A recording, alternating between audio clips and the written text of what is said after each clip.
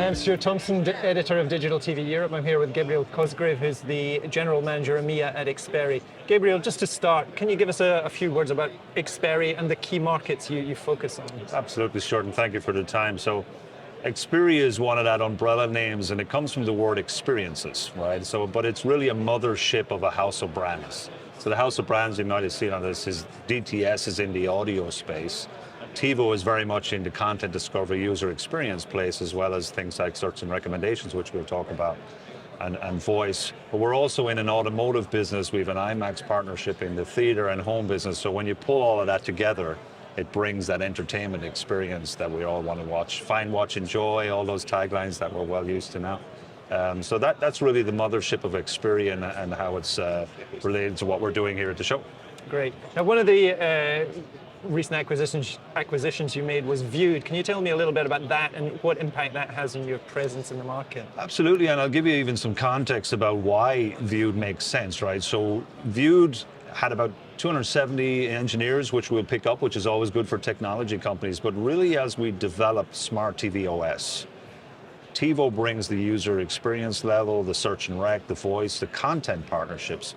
Viewed actually goes all the way down the stack into the middleware and chipsets. So you come across chipsets with an OS level, so it accelerates our OS rollout as a partnership, which is why the strategy acquisition of Viewed makes a ton of sense, as well as picking up those great engineers that will be able to do from all the way up through the middleware and into the user experience. So it's a great combination. They also have quite a lot of content partnerships themselves, because that's how they get on a platform pretty quickly with Viewed Core, and they were building their own OS at one stage, Viewed OS, which is going into market. So we'll put all of that together in a single strategy, but really it's about accelerating the Smart TV OS, and Viewed helps us do that. Right, and if you look at the broader content service provider market, what do you see as the key challenges those players face, and the solutions that Xperi offers? What have you got for them? One of the regular challenges we hear about is what happens with content discovery and how fast you can find content discovery, right? You know, there's various statistics in the US and Europe about how many subscriptions per household is an average. We've heard anything from 6 to 9, depending on linear, depending on OTT or SVOD. But how quickly you can find what you're looking for and how deep linked that conversation can go. And what I mean by that is, if you're trying to open apps and close apps to find content, that can get a little dragged out. But if you've got a universal search, which is what TiVo does really well, you're searching across any content source in one go, and you can use voice to enhance that speed.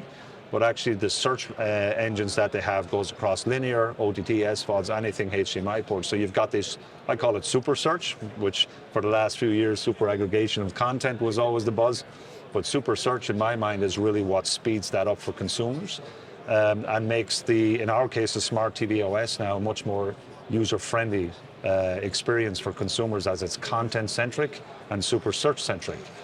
You add in the fact that there's recommendation engines that TiVo bring to the table that are very strongly based on deep linked metadata, so that it allows very kind of deeper recommendations on profiles to happen across multiple sources. So when you're watching certain things, you may have kids in the room. It blends the recommendations based on who's in the room, based on voice profiles.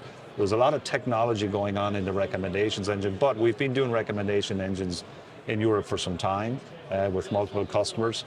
So those two things help a lot of churn rate reduction for operators, and we have the TiVo Video Trends report talks to that fact, and our customers have given us that feedback. So that's one of the complexities in the content market that I see our products are helping solve. Right? Yeah. Now, you've talked a bit about why content discovery is so important for providers. What sort of innovations do you see in the pipeline that are going to sort of improve that and make it universal and all the rest of that? You know, I think when you add voice into the mix, right, because, you know, content discovery with instructional voice is change the channel, turn up the volume, all that stuff. That's not really the game we're in. When you add in conversational level voice interaction, which is based on natural language understanding, you now get into things that you're able to do together with all the TiVo metadata deep linking to say, what was that movie that says, show me the money? but you're not asking for Jerry Maguire, you forgot the name, but it shows up Jerry Maguire. Show me all the Batman movies, that will do across all the subscriptions you have of any source. So it's content-centric, but it's non-biased. And that's really important from an innovation perspective because it's not driving you towards one particular source. The second thing, as I mentioned just a few minutes ago, was really things like child detection. You can do that with voice because it recognizes the kid voice, or you can do it with profiles.